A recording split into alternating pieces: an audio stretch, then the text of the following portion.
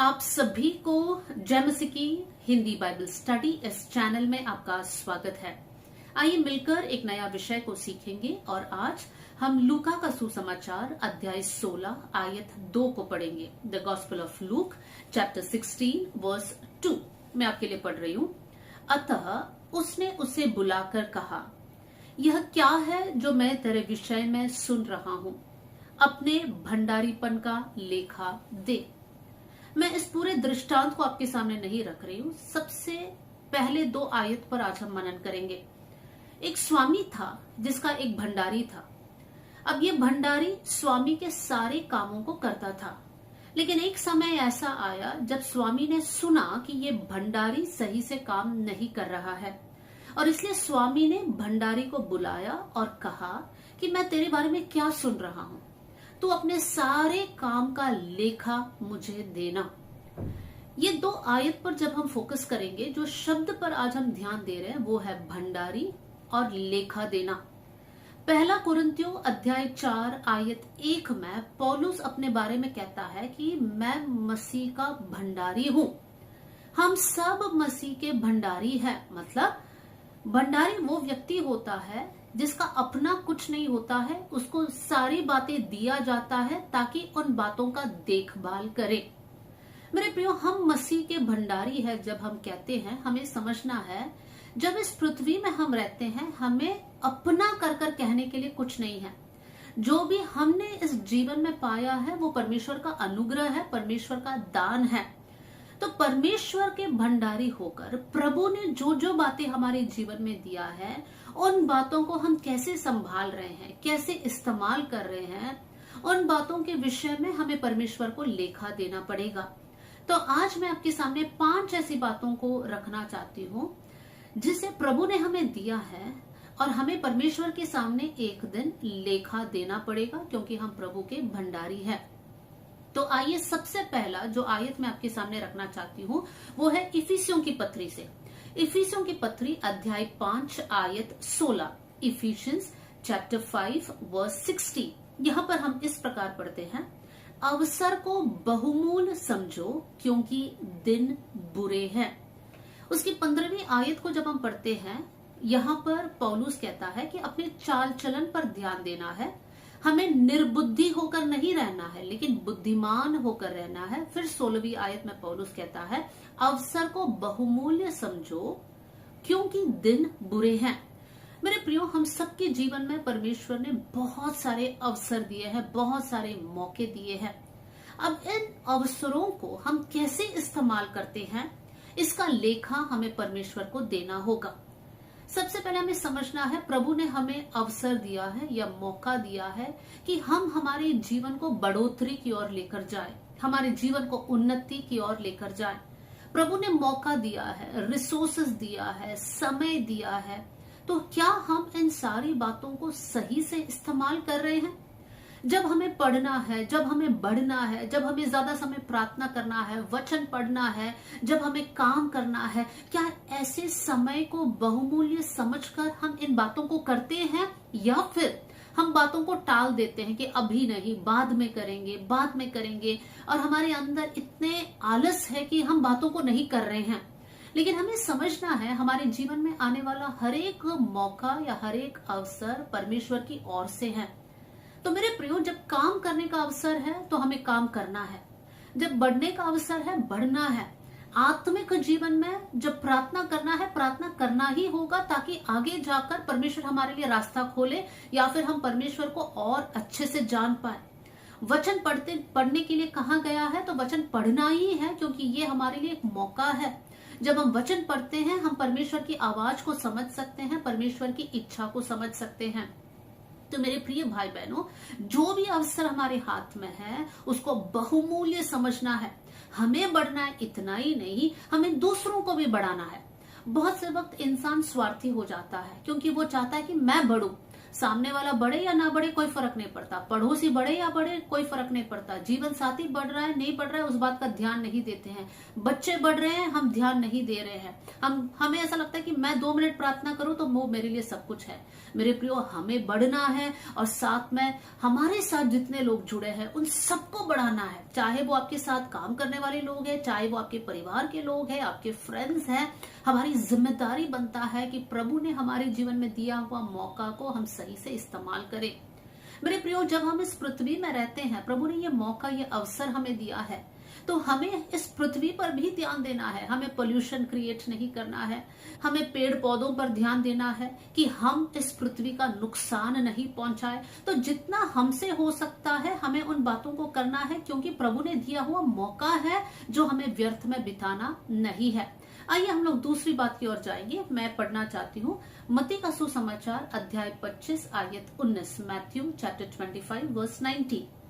बहुत दिनों के बाद उन दासों का स्वामी आकर उनसे लेखा लेने लगा। यहाँ पर हम एक स्वामी के बारे में पढ़ते हैं जो तोड़ों का दृष्टांत है। उसमें स्वामी अपने दासों को तोड़े देता है, टैलेंट्स को देता है, और स्वामी चाहता है कि ये दास अपने हाथ में मिला हुआ तोड़ों का इस्तेमाल करे, लेन देन करे।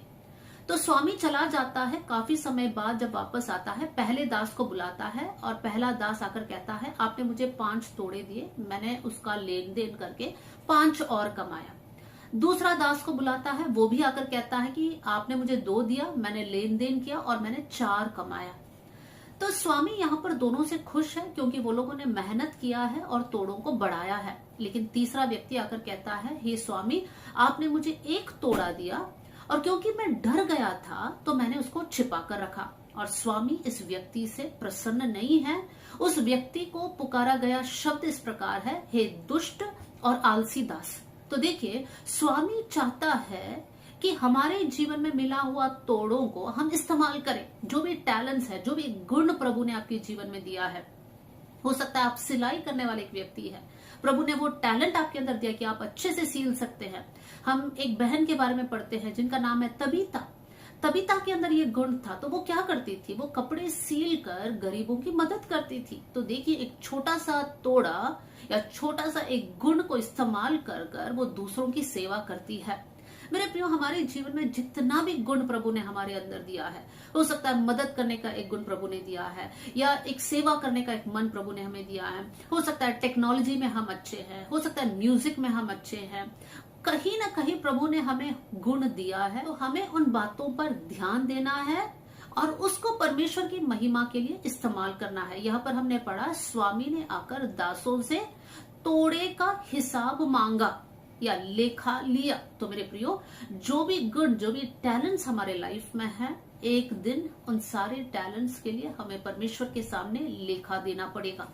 तीसरी बात जो हम पढ़ सकते हैं, पहला पत्रस अध्याय 4 आयत 10, 1 पीटर चैप्टर 4 वर्स 10 में हम पढ़ते हैं, जिसको जो वरदान मिला है वह उसको परमेश्वर के नाना प्रकार के अनुग्रह के भले भंडारियों की नाई एक दूसरे की सेवा में लगाए। यहाँ पर पत्रस कहता है कि जो आत्मिक वरदान हमें मिला है, हमें अच्छे भंडारी होकर उन आत्मिक वरदानों को इस्तेमाल करना है ताकि हम एक दूसरे की सेवा करें। हम लोग अलग अलग प्रकार के आत्मिक वरदानों को बाइबल में पढ़ सकते हैं। पहला कुरिन्थियों 12, रोमियो 12, ये 2 किताब है जहां पर आत्मिक वरदान के बारे में लिखा है। अलग अलग प्रकार के वरदान है, बुद्धि का वरदान, ज्ञान का वरदान, सेवा करने का वरदान, अन्य भाषा का वरदान, अन्य भाषा का मतलब समझाने का वरदान, सिखाने का वरदान, अलग अलग प्रकार का वरदान है मेरे प्रियो। तो हमें समझना है हमारे जीवन में कौन सा वरदान है। हम में से कोई भी ये नहीं बोल सकता कि मेरे जीवन में वरदान नहीं है, क्योंकि परमेश्वर ने हर एक के अंदर वरदान दिया है। अगर हमें लगता है कि मुझे नहीं पता मेरे अंदर कौन सा वरदान है, तो इसका मतलब ये है कि हमने अब तक हमारा वरदान को पहचाना नहीं है। तो उसके लिए हमें प्रार्थना करना है, परमेश्वर आपने जो वरदान मेरे लाइफ में दिया है उसको मैं पहचानूं।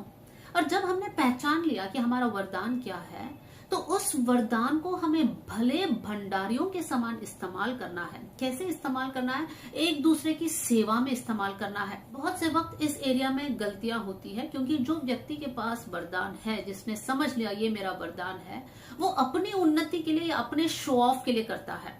मतलब देखो मेरे पास ये वरदान है, मैं ऐसे कर सकता हूँ। वो अपना नाम बढ़ाने के लिए करता है, या फिर वो दिखावा करने के लिए इस्तेमाल करता है। लेकिन हमें समझना है कि वरदान प्रभु ने इसलिए दिया है ताकि हम एक दूसरे की सेवा करें। प्रभु ने जो वरदान मुझे और आपको दिया है, उसमें से अगर हम एक दूसरे को नहीं बढ़ा रहे हैं तो हम भले भंडारी नहीं है। हमें हमारा नाम को बड़ा करने के लिए वरदान नहीं दिया गया है, लेकिन हमें वरदान क्यों दिया गया है?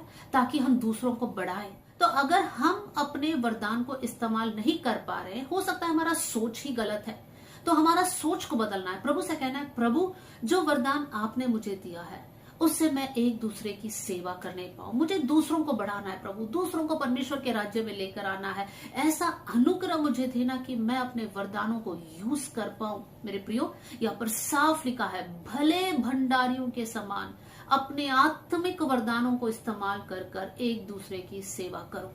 जो भी वरदान प्रभु ने आपको दिया है, हो सकता है आप भविष्यवाणी कर सकते हैं, उसको लेकर आप अपना नाम को बड़ा मत कीजिए, लेकिन उस वरदान से आप परमेश्वर की कलीसिया को मजबूत कीजिए, आप स्ट्रॉन्ग कीजिए। प्रभु ने इसलिए वो वरदान दिया है। आज हमें हमारा लाइफ को परखना है, समझना है। एक दिन हमें हमारे स्वामी के सामने खड़े होकर सारे वरदानों का लेखा देना पड़ेगा। तो क्या हम हमारे वरदान को सही रीति से इस्तेमाल कर रहे हैं? दूसरों की उन्नति के लिए इस्तेमाल कर रहे हैं? ध्यान देना है। आइए हम लोग चौथी बात की ओर जाएंगे।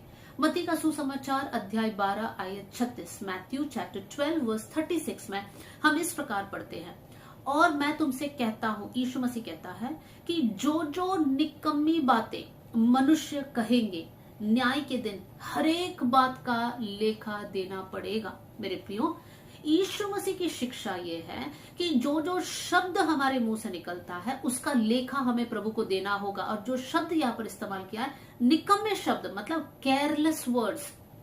हम सोचे समझे बिना कुछ भी बोल देते हैं, किसी के बारे में कुछ भी बोलते हैं, कुछ भी टिप्पणी कर देते हैं।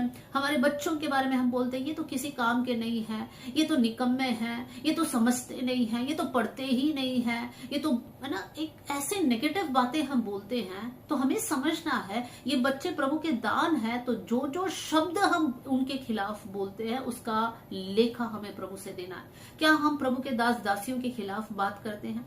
क्या हम दूसरों पर दोष लगाते हैं? क्या अपने बारे में ही हम गलत बोलते हैं, या हमारे बारे में हम बहुत बढ़ा चढ़ाकर बोलते हैं? हर एक शब्द का लेखा हमें परमेश्वर से देना पड़ेगा। तो मेरे प्रियो, हमें हमारे शब्दों पर बहुत ध्यान देना है। वचन में यह भी लिखा है कि जुबान पर या जीभ पर जीवन और मृत्यु की सामर्थ है। तो जैसे हम बोलेंगे वैसे ही फल को हम काटेंगे, और साथ में हमें उन शब्दों का लेखा प्रभु के सामने देना होगा। तो मेरे प्रियो, बहुत केयरफुल रहिए। कोई भी नेगेटिव बात मत बोलिए, कोई भी झूठी बात मत बोलिए, कोई भी अपने घमंड के लिए कोई भी शब्द को इस्तेमाल मत कीजिए, किसी को नीचा दिखाने के लिए कोई शब्द का इस्तेमाल मत कीजिए, कोई भी गलत या अब्यूसिव वर्ड्स को इस्तेमाल मत करें, क्योंकि हमें अपने शब्दों का लेखा देना पड़ेगा। पांचवी बात जो मैं आपके सामने रखना चाहती हूँ, पहला थिस्सलुनीयों अध्याय 2 आयत 4, फर्स्ट थिस्सलुनीज चैप्टर 2 वर्स 4 में हम पढ़ते हैं, पर जैसा परमेश्वर ने हमें योग्य ठहराकर सुसमाचार सौंपा है, हम वैसा ही वर्णन करते हैं। तो देखिए, यहाँ पर पौलुस कहता है कि परमेश्वर ने हमारे हाथ में कुछ सौंपा है, और वो क्या है? वो सुसमाचार है। तो पौलुस कहता है, इस सुसमाचार के प्रति भी मैं वफादार हूँ, क्योंकि जैसे प्रभु ने मुझे दिया है मैं वैसा ही वर्णन करता हूँ। आगे लिखा है, हम मनुष्य को प्रसन्न करने के लिए नहीं, लेकिन परमेश्वर को प्रसन्न करने के लिए ये सुसमाचार को लोगों तक पहुंचाते हैं। मेरे प्रियो, जब हमने उद्धार पाया, ये सुसमाचार प्रभु ने हमारे हाथ में सौंपा है। इस सुसमाचार को हमें दूसरों तक पहुंचाना हमारी जिम्मेदारी है। लेकिन ध्यान देना है, जैसा पौलुस कहता है कि जैसा मसीह ने मुझे सौंपा है वैसा ही हम वर्णन करते हैं। हम ना उसमें जोड़ते हैं, ना उसमें से कुछ बातों को घटाते हैं। तो जो सुसमाचार का संदेश प्रभु ने मेरे हाथ में दिया है, आपके हाथ में दिया है, उस सुसमाचार को उसी समान दूसरों तक पहुंचाना हमारी जिम्मेदारी है और परमेश्वर इसका लेखा हमसे जरूर लेगा। क्या आपके परिवार में सभी ने ये सुसमाचार आपके द्वारा पाया है? क्या आपके फ्रेंड्स ने सुसमाचार को सुना है? क्या आपके रिश्तेदारों ने सुसमाचार को सुना है? क्योंकि एक दिन ऐसा होगा कि या तो अनंत जीवन, नहीं तो अनंत मृत्यु। और अगर हमारे अपने अनंत मृत्यु की ओर जा रहे हैं, क्या हमें उन बातों का लेखा प्रभु से नहीं देना पड़ेगा? जरूर देना पड़ेगा।